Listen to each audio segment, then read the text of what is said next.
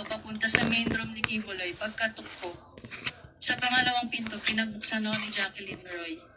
Inakay niya ako sa may kama ni Kibuloy. Nakita kong natutulog at naghihilig pa. Nung una, pinaupo muna ako ni Jacqueline Roy sa kama, malapit sa paa ni Kibuloy. Natulog pa rin noon.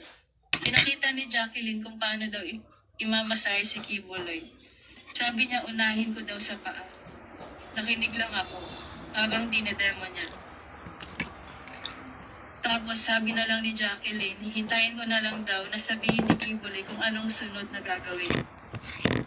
Sabi niya hanggat walang sinasabi si Kibuloy na pwede na akong umalis, hindi ako dapat lumabas ng kwarto.